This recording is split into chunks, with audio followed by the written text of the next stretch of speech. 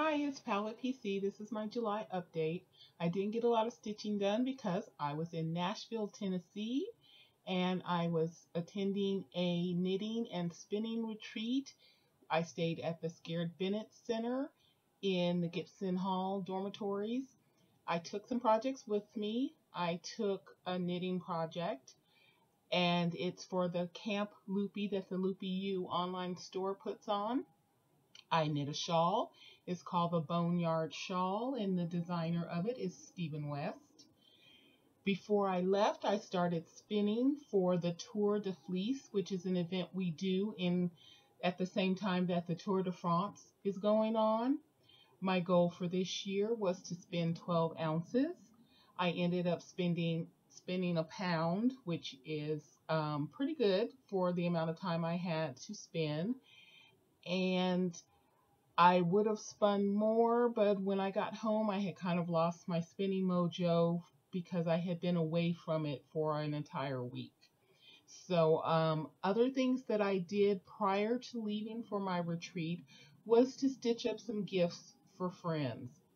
Mrs. Milky Bar Kid showed a perfect stitch that she had done that is called Dorothy's Red Shoes. Alternately, they could be done in silver. I did them in red for one of our hostesses, Laura, also known as Lala. She just bought a new home. She's an absolute avid fan of Wicked. So I had started stitching her a home sweet home, but it just fits her so much better, and she really liked it, which I was pleased with.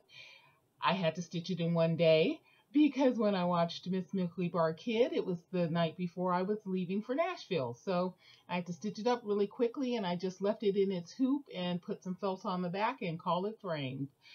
My roommate this year is a podcaster. Her name is Beth, and she has a show called the Fat Squirrel Speaks. So for a gift for her, I took her logo, which you see now, and she also has an online store where she sells handmade bags, project bags, and she also dyes yarn. So what I did was I took her logo, I put it into one of the cross-stitch programs, made up a chart, rearranged it so it would fit in a frame that I had on hand, stitched it up. I had to start it on the 3rd. I didn't find out who my roommate was until the 3rd of July. I was leaving on the 14th of July. So this was a rush, but I managed to get it done, get it washed, get it dried, and framed it. And I think that she really, really liked it.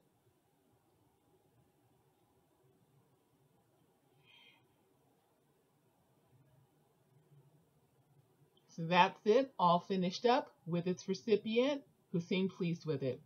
In my room in Gibson, I set up a little stitching area, and I started on the 26 stitches. I didn't want to take anything complicated after rushing through those 2 stitches. I wanted to take something I could take my time. I originally planned to do the frames only, but once I got started, I really wanted to see some of the letters in.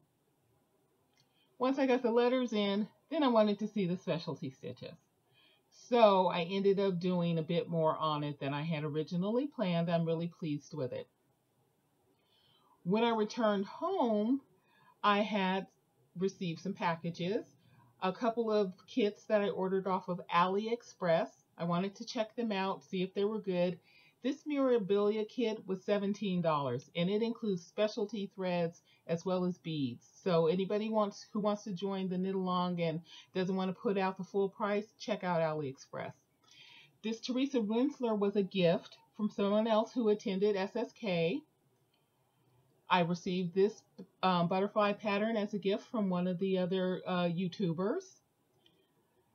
My beads came in for my other chatelaine projects. I ordered a couple more charts off of 123 Stitch. This one is a California sampler that has a lot more detail. It has some of the missions. It has all of the areas, north and south. I'm looking forward to stitching that. I also found a puzzle of the treasure hunt bookshelf. Had to have it. Put it together in 3 days, and this is what it looks like from start to finish.